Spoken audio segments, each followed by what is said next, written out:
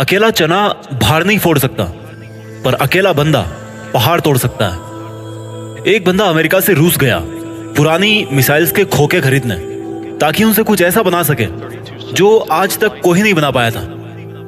Rocket, जमीन से उड़ने वाला नहीं, उड़कर जमीन पर वापस उतरने वाला रॉकेट। ऐसा रॉकेट जो किसी ने सोचा भी नहीं होगा कि पॉसिबल होगा। अगर किसी ने सोचा होगा तो उसके पास में आइडिया नहीं होगा कि कैसे रॉकेट को जमीन पे वापस उतारना है, और अगर किसी के पास में आइडिया भी होगा तो उसने किया नहीं होगा। लेकिन ये बंदा जो रॉकेट की एबीसीडी भी नहीं जानता था, जिसने किसी भी कॉलेज में कोई रॉकेट इंजीनियरिंग की डिग्री नहीं ली थी, वो बंदा ऐसा रॉकेट बनाने चला था जो उस टाइम की रॉकेट बनाने वाली बड़ी बड़ी कंपनीज को भी नहीं पता होगा। जमीन पे वापस उतरने वाला रॉकेट। रॉकेट लॉन्च तो कई साल से होते आए थे। कोई रॉकेट को लैंड करके दिखाए तो उसको बोलेंगे रियल दुनिया का रियल आयरन मैन। इस बंदे से रूस वालों ने जरूरत से ज्यादा पैसे मांगे। यहां तक कि कहा जाता है कि रूस में जो इस बंदे की मीटिंग हुई थी वहां की कमेटी के साथ में, उस मीटिंग में उस बंदे का बहुत मजाक उड़ाया गया। यहां तक कि उसके मुंह पे थूका भी गया, यह भी कहा जाता है। और इसको कहा गया कि तेरे पास पैसे तो है नहीं और तू आ गया मिसाइल खरीदने। ये बंदा बिना डील पूरी किए वापस अपने कंट्री आ गया और उसी दिन से किताब उठा ली इसी सवाल के जवाब में कि मैं क्यों नहीं बना सकता रॉकेट। मैं ऐसा रॉकेट बना के दिखाऊंगा जो बहुत कम खर्चे पे अंतरिक्ष में जा सके, और इसके बाद ऐसा रॉकेट बनाऊंगा जो लॉन्च के साथ साथ जमीन पर वापस भी लैंड कर सके। बंदे ने एक के बाद एक किताबें पढ़ डाली और शुरू कर दिया अपना पहला प्रोजेक्ट। सन 2006 पहले लॉन्च के 37 सेकंड के अंदर ही 37 सेकंड के अंदर ही उसका रॉकेट लॉन्च के बाद सीधा जमीन पे आके वापस गिर गया। और ये गिरना ऐसा था कि उस रॉकेट के टुकड़े टुकड़े हो गए। प्रोजेक्ट फेल हो गया। बंदा 4 साल से इस पे काम कर रहा था। 2002 से उसने काम शुरू किया था। 2006 में उसका पहला प्रोजेक्ट फेल हो गया। पैसों का बहुत नुकसान हो गया। बंदे ने फिर सवाल ढूंढने की कोशिश करी कि यार कहाँ कमी रह गई, रॉकेट लॉन्च क्यों नहीं हो पाया। 1 साल बाद फिर से रॉकेट लॉन्च किया, फिर से वही हुआ, मिशन फेल्ड, रॉकेट क्रैश, पैसों का भारी नुकसान। फिर 1 साल बाद तीसरी कोशिश करी और फिर वही हुआ, मिशन फेल्ड, रॉकेट क्रैश, पैसों का भारी नुकसान। एक के बाद एक करके 3 बार इसके प्रोजेक्ट फेल हो गए। अब इस बंदे के पास में है ना, बड़ी मुश्किल से केवल 1 को रॉकेट जितने पैसे बचे थे, या उतने भी नहीं बचे थे कह लो। जितने अच्छे अच्छे इंजीनियर थे ना इस बंदे के पास में, वो सब इसको छोड़ करके वापस चले गए। लेकिन इस बंदे में इतना जुनून था, इतना होमवर्क इसने कर रखा था कि इसने सोचा कि यार एक बार वो ट्राई करते हैं। लेकिन इसके पास में इतने पैसे नहीं थे कि ये अच्छे इंजीनियर्स को हायर कर सके, और ये घटिया इंजीनियर्स को रखना नहीं चाहता था। तो इसने डिसाइड किया कि जब मैंने इतनी पढ़ाई कर रखी है तो क्यों ना इस बार प्रोजेक्ट का चीफ इंजीनियर मैं ही बन जाऊं। वो बंदा खुद चीफ इंजीनियर था जिसने रॉकेट साइंस की कोई इंजीनियरिंग डिग्री नहीं ले रखी थी। बड़ी अजीब सी बात थी, बहुत रिस्की काम था ये। पैसों का पहले ही भारी नुकसान हो चुका था। लेकिन इस बंदे की हिम्मत का नुकसान कोई नहीं कर पाया। पूरी जान चौथी कोशिश में लगा दी, और उसके बाद में कुछ ऐसा हुआ ना जो आज तक कोई नहीं कर पाया। पूरी दुनिया ने एक नजारा देखा। दुनिया का सबसे कम बजट में उड़ने वाला रॉकेट सफलतापूर्वक लॉन्च हो चुका था। साइंस की दुनिया में ऐसी घटना पहली बार नहीं हुई थी, लेकिन इतने कम बजट के अंदर किसी रॉकेट को लॉन्च करना पहली बार हुआ था। ऐसा करके दिखाया उस बंदे ने जिसको किसी ने रॉकेट बनाना नहीं सिखाया।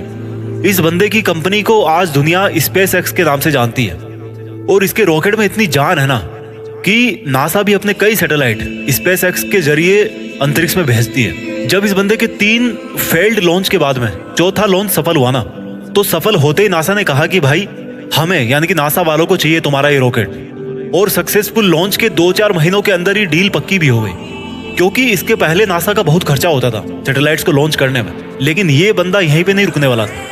बोला कि ऐसा रॉकेट बनाऊंगा अब जिसको बार बार यूज किया जा सके।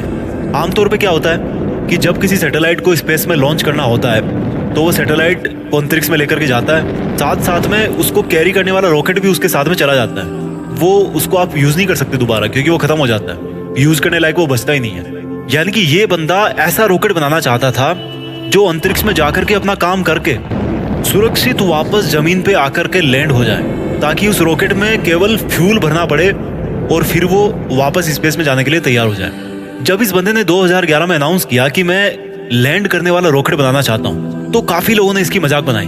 बड़े बड़े लोगों ने कहा कि ये फालतू का काम है, क्योंकि हवाई जहाज तो लैंड कर सकता है लेकिन रॉकेट को लैंड करवाना नामुमकिन है। लेकिन इस बंदे के दिमाग में नामुमकिन नाम की कोई चीज नहीं थी। इसके दिमाग में केवल जिद थी कि मैं लैंड करने वाला रॉकेट जरूर बनाऊंगा, सबको गलत साबित करके बताऊंगा।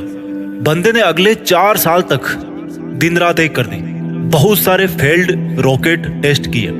आखिरकार 2015 में पूरी दुनिया ने फिर से एक बार इस तरह का नजारा देखा जो वो आज तक हॉलीवुड की फिल्मों में ही देखती आई थी। इस बंदे ने लैंड करने वाला रॉकेट बना दिया, असंभव संभव हो गया। और ये बंदा फिर नहीं रुका। उस अंतरिक्ष में जाने वाले सैटेलाइट कैरियर रॉकेट को इसने पानी पे तैरते हुए प्लेटफॉर्म पर बड़ी एक्यूरेसी के साथ में लैंड करके दिखाया। कमाल का बंदा है। रॉकेट अंतरिक्ष में जाता है और सैटेलाइट को अर्थ की ऑर्बिट में छोड़कर 10-12 मिनट में वापस आकर के अपनी जगह पे खड़ा हो जाता है। इस बंदे को यार अगर रियल दुनिया का आयरन मैन नहीं बोलेंगे तो फिर किसको बोलेंगे और क्या बोलेंगे?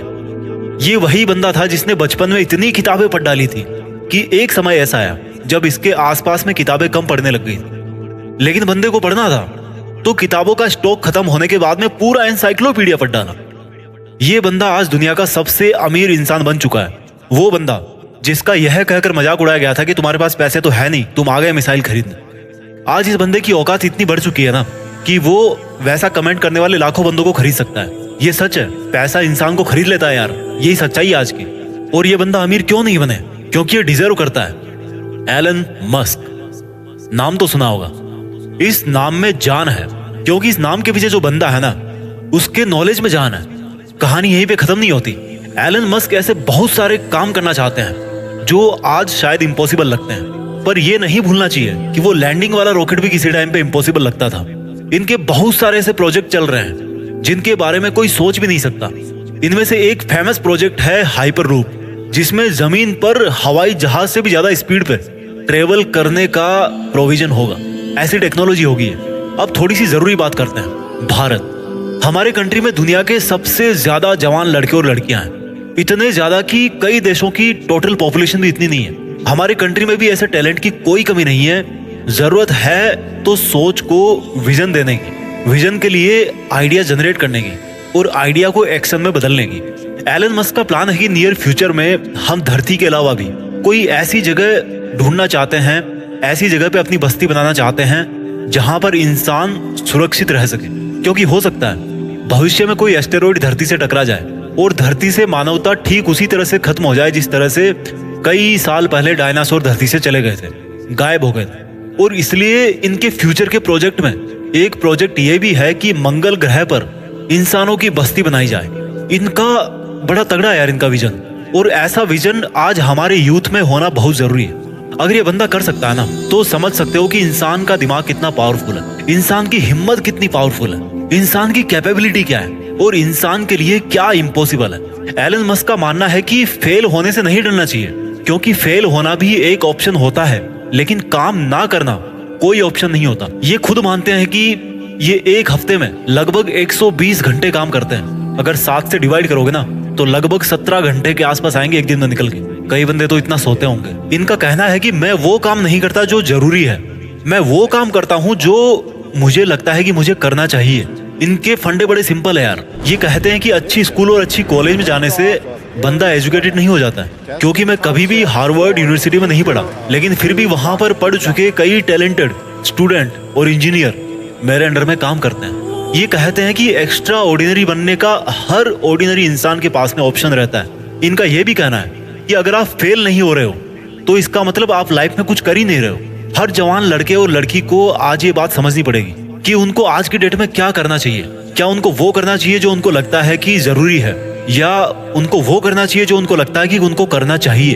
इंसान तब ज्यादा बेहतर कर पाता है जब उसको पता होता है कि उसको क्या करना चाहिए। एलन मस्क को किसी ने रॉकेट साइंस नहीं पढ़ाई थी, पर इनको लगा कि उनको रॉकेट साइंस पढ़नी चाहिए, तो इन्होंने खुद पढ़ी, क्योंकि इनको पता था कि इनको क्या करना चाहिए। आज की डेट में किसी बंदे के लिए कुछ करना मुश्किल नहीं है। अगर मुश्किल है तो वो ये है कि उसके पास में कोई गोल ही नहीं है, उसको पता ही नहीं है कि उसको करना क्या। लक्ष्य निर्धारित नहीं करना सबसे बड़ी प्रॉब्लम है। फेल होना कोई प्रॉब्लम नहीं है।